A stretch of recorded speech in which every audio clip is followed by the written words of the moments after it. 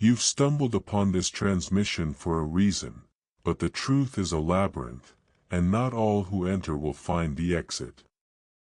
I am a shadow, speaking from a darkened control room where glowing monitors hum with secrets the world isn't ready to hear. Tonight, I peel back the curtain on a meeting that was never meant to see the light of day. Listen carefully, because once you know, you can never unknow. On July 27, 2025, in the fog-draped hills of Scotland, a meeting unfolded at Trump's Turnberry Resort, a place where luxury masks ambition. Donald Trump, the American president, sat across from Ursula von der Leyen, the iron-willed head of the European Commission.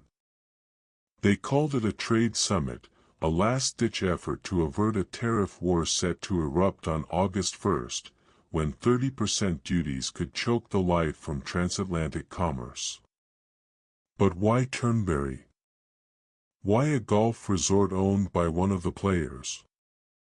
Was it a neutral ground, or a stage set for control? The air was thick with questions, and the answers were buried deep. The deal they forged, or so they claim, sets tariffs at 15% on most goods, from cars to steel, a compromise between Trump's earlier 10% deal with the UK and the looming threat of 30%. The EU agreed to buy $750 billion in American energy, a fortune in gas and oil to fuel a continent. They pledged over $600 billion in new investments to America's shores. Numbers so vast they defy comprehension. But the real question is, who orchestrated these sums? Who stands to profit when empires trade such wealth in the shadows?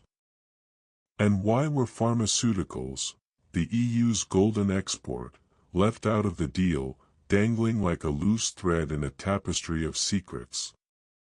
Trump called it the biggest deal in history, a boast that echoed across the green fairways of Turnberry. Yet he admitted to sticking points, 3, maybe 4 issues, unresolved after hours of talks. What are these points? Why do they linger like ghosts in the room? He refused to lower the 15% tariffs, his voice firm, his gaze unyielding. Was it strength, or was it fear of exposing something fragile?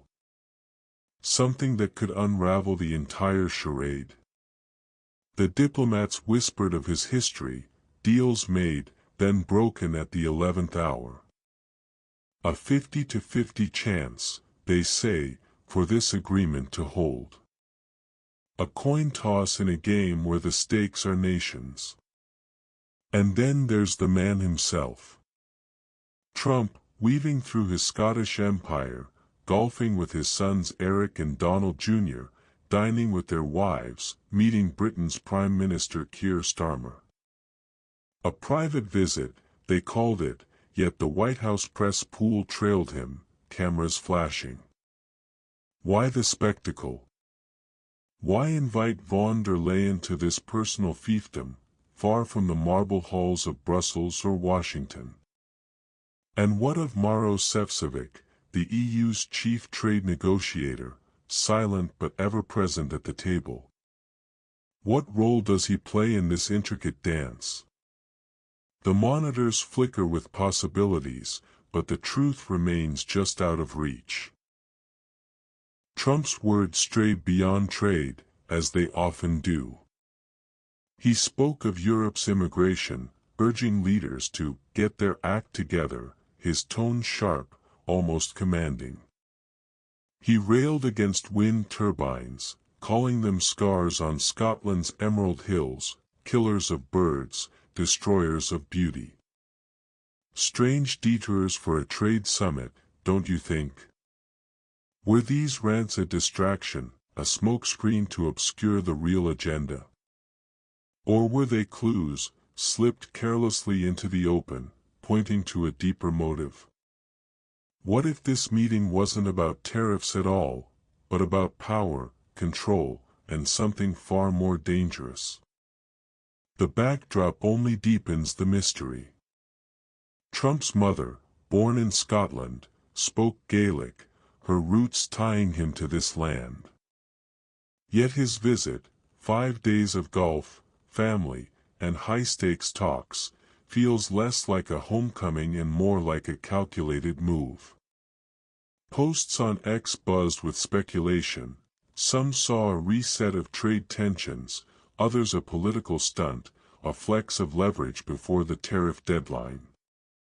Von der Leyen, fresh from a good call with Trump, arrived with hope but left with caution. The diplomat's wariness speaks volumes. Trump's history of flipping the board at the last moment looms large. What if this deal is just another mirage, designed to vanish when the spotlight fades? The clock ticks toward August 1st. If no final agreement is reached, the tariffs rise, and the transatlantic partnership, worth $1.9 trillion, teeters on the edge. But who benefits from that chaos? Who thrives when empires clash? And what of those unresolved points, those 3 or 4 threads left dangling? Are they minor details, or the keys to a truth we were never meant to uncover? So now you stand at the crossroads. Was this meeting just a negotiation, a clash of titans over dollars and deals? Or is it a fragment of a larger design, a shadow play we're only beginning to see? Do you believe this was mere politics, or is something far bigger unfolding behind the scenes? Share your thoughts in the comments. We are watching. And subscribe to this channel, because the next truth is already slipping through the cracks.